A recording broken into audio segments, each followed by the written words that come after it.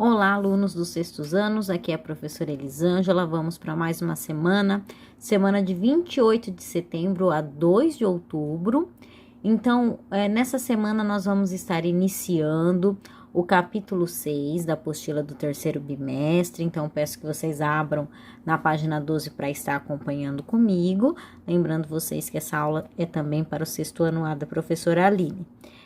Nesse capítulo 6, nós vamos entrar em outra parte da arte aí, né? Um outro período. Lembrando que no capítulo anterior nós estudamos a Idade Média, né? Como eu disse para vocês, a Idade Média é aquele período entre a Antiguidade e a Idade Moderna.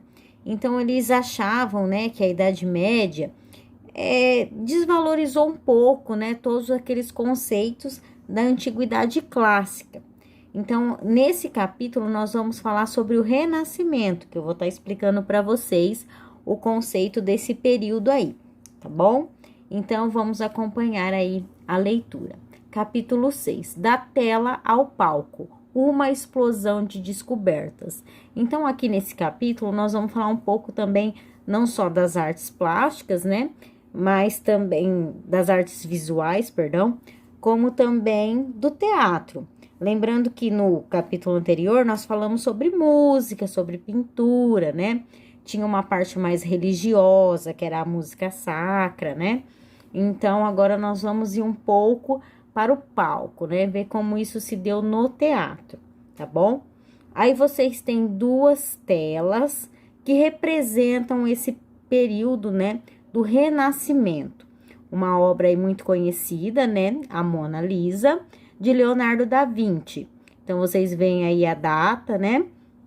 1503, 1506. E também vocês têm uma obra, né? Chamada Retrato de Giovanni Arnolfini, né? 1435. É de Jan van Eyck. Então, são duas obras que representam esse período renascentista. Então, vamos entender. Neste capítulo, você vai conhecer a arte do Renascimento. Vai ver também que, quando observamos uma obra de arte, é possível percebê-la sobre diferentes perspectivas. Assim, apresentamos alguns recortes da produção artística visual e do teatro para desenvolver o exercício do olhar. No material de apoio, você encontrará mais obras de dois artistas apresentados acima, do Da Vinci e do Van Eyck. Então, no material de apoio, na página 3 e 4, vocês encontram mais duas obras desses artistas, tá bom? Do Van Eyck e também do Da Vinci, tá bom? Então, o que vocês vão fazer? Nós estamos indicando lá no link que vocês retirem essa folha e colhem no caderno de arte, né? De um modo que você possa ver os dois lados, tá bom? Na página 13, nós temos os objetivos desse capítulo, que são conhecer a pintura renascentista e explorar o teatro renascentista. Falando da pintura, né, o objetivo é que vocês conheçam os procedimentos de uma pintura renascentista, né? Então, esses procedimentos são utilizados até hoje, tais como a perspectiva, luz e sombra na composição piramidal. Então, conforme a gente for lendo aí, vocês vão conhecer essa estrutura piramidal, como isso se dá na obra, ok? Acompanhe a leitura aí comigo. Só lembrando vocês também, né, reforçando o que seria esse período renascentista, né? Ele vem para valorizar o homem e a natureza. Enquanto que na Idade Média, a valorização era do divino e do sobrenatural. Lembra quando a gente falou de músicas? Então, algumas músicas não eram bem vistas pela igreja, né? Tocava-se lá nas cortes, era diferente da música religiosa, então era vista como um pecado. Então, era a valorização do divino. Já nesse período renascentista, é a valorização do homem e da natureza. Então, acompanhe a leitura. A pintura renascentista. No Renascimento, o ser humano se tornou o centro de referência para a produção artística. A retomada de padrões artísticos e culturais do classicismo, pouco explorados no período anterior, contagiou artistas, filósofos, escritores e pensadores. Enquanto as ações humanas eram regidas pela fé cristã na Idade Média, no Renascimento, o homem e a natureza passaram a ser o centro, embora o divino e o sobrenatural continuassem a ser explorados como tema. Na cidade de Florença, na Itália, no século XV, a arte assumiu função social de destaque na realidade vivida na época. O emprego da perspectiva permitiu uma noção de profundidade à forma. As linhas deram lugar à luz, à sombra e à utilização da composição piramidal, que estudaremos adiante. Os temas comuns na pintura eram a mitologia grega, o retrato, as situações cotidianas e os temas religiosos.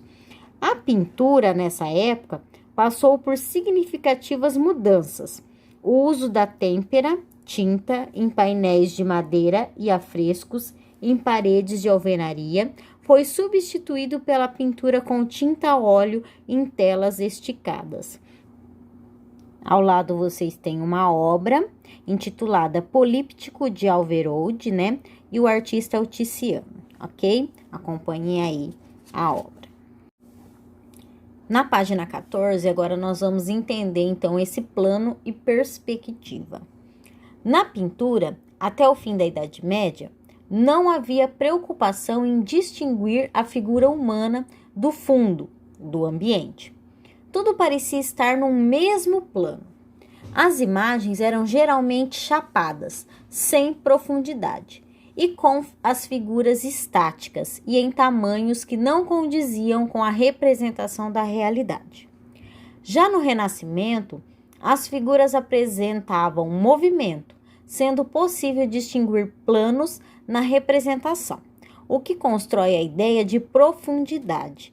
As cenas se localizam em um espaço no qual a perspectiva tinha um papel extremamente importante. Observe as duas imagens a seguir. A primeira é de 1333, portanto, no fim da Idade Média. A segunda é de 1509, isto é, do Renascimento. Então, vocês têm uma imagem da Idade Média e uma imagem do Renascimento. Então, vocês percebem, né, o plano, a profundidade da imagem, né? Então, como o texto disse, né, no período da Idade Média, a figura, ela era tudo no mesmo plano, né, chapada, ó, reta, né? Não tinha uma profundidade, as figuras eram estáticas. Agora, vocês percebem aqui na figura renascentista, a profundidade, né? As pessoas já não está mais naquela figura chapada, né, reta. Você percebe movimentos. Então, é uma perspectiva diferente, né? Então, aí é um tipo de pintura diferente. A construção de planos na pintura de Rafael é o que dá profundidade à obra. Então, vocês veem aí, né, que foi até contornado as pessoas, né, para que vocês percebam os movimentos, os planos que ele quis trazer nesta obra. Agora, na página 15, nós vamos entender da perspectiva. Perspectiva, a ilusão de profundidade. No Renascimento, os artistas utilizavam as regras da perspectiva para criar uma ilusão de profundidade e tridimensionalidade na imagem representada. O que seria essa perspectiva? É uma técnica utilizada para criar a ilusão de profundidade em uma superfície plana. Os elementos representados se alinham em convergência a um único ponto, chamado ponto de fuga. Veja um exemplo. Então, aí vocês têm um exemplo, um ponto de fuga, que tá aqui como PF, né? E aí vocês têm as retas, né? Esses alinhamentos, e você percebe, então, como ele cria essa perspectiva, né? Essa profundidade. Nessa regra de composição, o que aparece em primeiro plano é sempre maior em relação aos planos posteriores. Assim, a direção da representação e a do olhar mudam, dependendo de onde se coloca o ponto de fuga. Com o uso da perspectiva na pintura, foi possível representar de maneira mais realista a cena em que as figuras humanas, os animais e objetos retratados se encontravam. Assim, a perspectiva contribuiu em grande medida para uma representação ainda mais naturalista da realidade e tornou possível reproduzir a dimensão da profundidade em uma superfície plana. Então, vejam bem, essa imagem, né, essa pintura é em uma superfície plana. Esses pontos, né, esse ponto de fuga, essa linha do horizonte, essas linhas aí de convergência, né, elas dão a ideia dessa profundidade, tá bom? Então, você tem aí de uma imagem mais naturalista da realidade, né? Representa melhor a realidade quando se tem essa profundidade. Lembrando vocês, mais uma vez, que nem todas as atividades serão feitas, tá bom? Porque às vezes tem que estar em sala de aula, com acompanhamento do professor, ou é em grupo, ou é apresentação. Então, a gente está selecionando algumas atividades, tá bom? Por exemplo, essa da página 15, vocês não irão fazer. Vão fazer apenas a que a gente indica lá no link, tá bom? Essa da página 16, processos criativos, também não será feita, tá bom?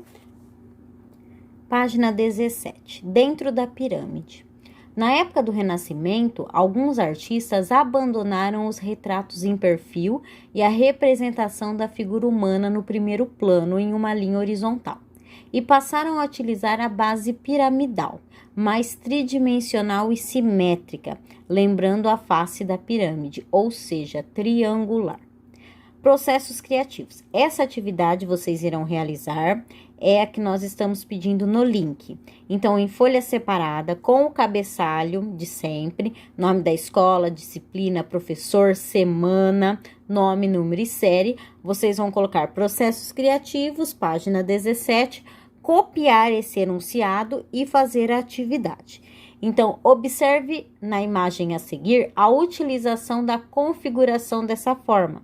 Depois façam um desenho com essa técnica. Então, vocês vão criar um desenho, né, com essa técnica piramidal. Ou seja, um desenho que caiba, né, que seja a base desse triângulo. Vocês percebem que a imagem principal, né, o que eles estão representando aí, os retratos, eles cabem, o primeiro plano está dentro dessa pirâmide, tá bom? Eles fazem a composição dessa pirâmide. Então, vocês vão fazer um desenho que seja dentro dessa linha aí piramidal, tá bom?